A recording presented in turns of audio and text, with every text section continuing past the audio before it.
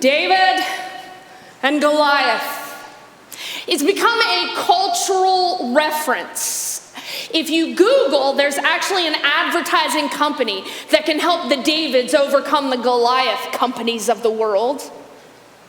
My favorite David and Goliath reference, actually, it's a little bit of a throwback, but when Duke was first making its way to the Final Fours and the championships, they were David's. But when Christian Leitner threw that amazing three-point shot, David conquered Goliath of Kentucky.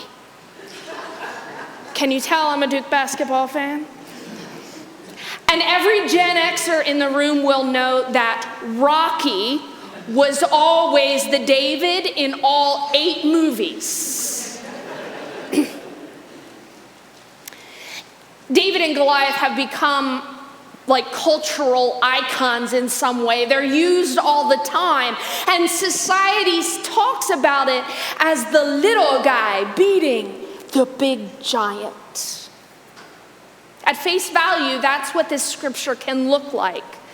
David, he's definitely the little guy. He was the runt of the litter. We learned last week that Jesse didn't even think to invite his littlest son David to the party.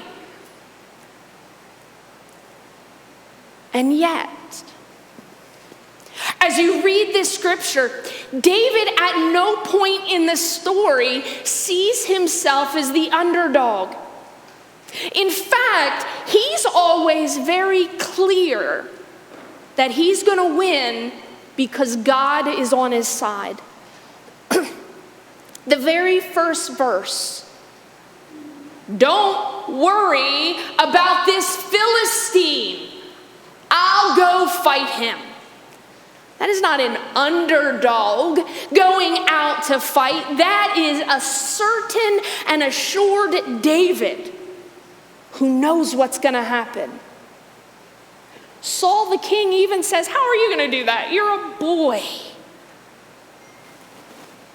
This scripture is really a series of speeches that David gives.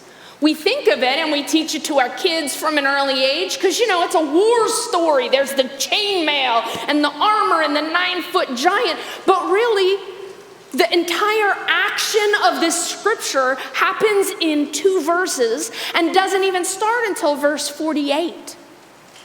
The rest of the story is David giving speech after speech to convince everyone else what he knows, that he's going to win. Saul says, "You're just a boy, you can't do that." And David says, "I've been taking care of my father's sheep and goats. I can beat lions and bears. I just grab them by the jaw." And at first glance as well, it's like David says all these I things. I can do this. I've gone out to fight lions and bears. But every time he says, "I have done this," he attributes it to God's power. "I'll take this pagan Philistine," he says, "for he's defied the armies of the Lord." David knows and is teaching us this morning exactly what we need to know, that it is God who is on our side. And with God's power, we can accomplish and we can tackle 9-foot giants. And when David goes out to Goliath, Goliath's response is, "Am I a dog that you send me this stick?" And again, David says, "You come at me with sword and spear and javelin, but I come to you in the name of the Lord of heaven's armies." David knows he can do this because it's all about God. And then David says finally to Goliath, and I think also to his own army watching, he says, "Everyone assembled here, both armies will know that the Lord rescues his people, but not with sword and spear. This is the Lord's battle, and he will give it to us. David knows he is not alone. He knows whose power is with him. This is the Lord's battle. And he says he'll give it to us. David knows and wants to teach us this morning that we partner with God. That God uses us and creates us to partner, to go into the world, to build the kingdom. That we can make a difference because the Lord of heaven's armies is on our side. David is uniquely chosen for this task. You know, Saul tries to outfit him, and he's so small, it just hangs on him. He can barely walk. He takes 2 steps, and nope, this has got to go. And he responds, all I need is the sling and 5 little stones he picks up from that stream and creek bed. And yet, it's only David that could have taken on that giant, right? That's why he stood there for days and no one would come out, because they knew he was a big guy. He had all the right armor. He was taller. Like, you could just see him like almost like an ant. He could have picked off any soldier who came at him with sword or spear. But David, you see, David had been in those fields for years. He knew there were lions and bears out there, and he had been practicing with his sling for years. And it was only a sling that could have gotten to kill Goliath. He was uniquely equipped and gifted for this purpose. And that's who we are. We are uniquely equipped by God to serve. Only David could have come out. He goes and he just flings that stone and out Goliath falls. We see that over and over again in the Bible. That God uses people who they are and whose he's created them to be. When Jesus calls his disciples, they were out fishing. And he says, no, I'll show you how to fish for people. Lydia, she was a seller. And to be a seller in that day, she's like a used car salesman. She could sell anything. She sold purple cloth. And when she comes to know Jesus, she takes those selling gifts, and we just call it evangelism, but she sold Jesus. And she was pretty wealthy because she was a merchant, so she had a house. Not everybody had a house that big, so what she does is she can invite people into her house to sell Jesus. God uniquely equips each and every one of us for particular ministries. So as we go into this next song, you can remain seated. And as we go into this and we sing, what are your 5 stones?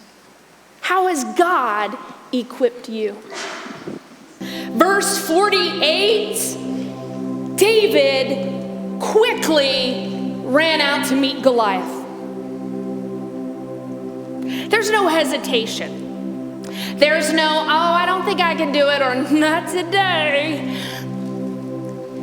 When the time comes, David quickly runs to meet the giant. David is teaching us this moment that all we need is to run and serve with all we have. Go, he says. When the time comes, David quickly ran out to meet. And God had equipped him for just this moment. He had been practicing with that sling for years. He had the confidence in the Lord his God. He had those 5 stones and he ran. I had a God moment this morning, and I got permission from Tammy to share it. At the first service, if you have never worshiped at the first service, there is Tammy and her son Adam, and I point this way because they sit right behind me in row 2 over there. And Adam has autism, and now he's in his, I think he's in his late 30s. And Tammy is so patient and so loving. And she just retired from insurance, but wants to work. And she put feelers out online. And within a week, Tammy starts work tomorrow. So it's been 2 weeks since she put that Facebook post out there, or she replied to a Facebook post. And tomorrow, Tammy starts at elementary school, and she's going to be working with kids in kindergarten to 2nd grade who need autism support. Now, if you've ever met Tammy, you know that she is uniquely gifted and equipped for just that ministry. It's who God has made her, who God equipped her with a son who she raised with such patience. And now, in her 2nd retirement, she gets to work with other little boys and girls. She is just prepared by God. God does that with each and every one of us. God has given us the 5 stones and the sling. It's for us to go running out to make that happen. Here are a few ways we at Aldersgate are running and serving our communities. Well, maybe a way that you are equipped is you love glitter, you love kids, you love to play games. Kids of Aldersgate need your help. Our ministry has grown back to beyond pre-COVID numbers in the kids. So we need 16 equipped people who love Jesus and love kids. Also, we have people who love to work with wood, who like to paint, and we have the carpenter's workshop that makes toys. See, Dave loves his ministry. Dave runs, so he's holding up one of his toys for you right now. Maybe that's your stones and your sling. September 23 and 24, God's helping hands are making an impact in our community and helping to restore homes. They'll put in bathroom floors, they'll tarp roofs, they'll paint. Maybe you like to cook because we share meals with our friends on the work sites. Another way to pick up your sling. I like to say I have the spiritual gift of shopping. And so maybe you have that same gift. Silence of Mary is a home, is a safe haven for women in trouble, for women in danger, and they need these supplies that you could purchase. 2 amazing stories of how you have ran and served your community is that we had back to school night on Sunday night with kids and youth. And the kids program, we had kids come that we haven't seen in person for years. But every week, they worship with us and the kids of Aldersgate because they post the lessons online. And the kids do it every week and plug in at our big events. That's amazing. And Sunday night, we had 2 kids who came to meet the kids of Aldersgate who found us through VBS this summer. You see, there were all those who like to do hot ministry in June and work with kids, have a tent outside, And we ran and served our community, and 2 kids came back on Sunday night. That's you making a difference. So maybe part of your running and serving is to give financially to help these ministries and so many more. During our next song, there are offering plates on either side. There's boxes at the back. Here's the reminder. During our last song, we also have our prayer rails. And you can run and serve by praying for Skylar over her blanket if you feel so moved. So as you go this week, what's your sling? What 5 stones will you take and run?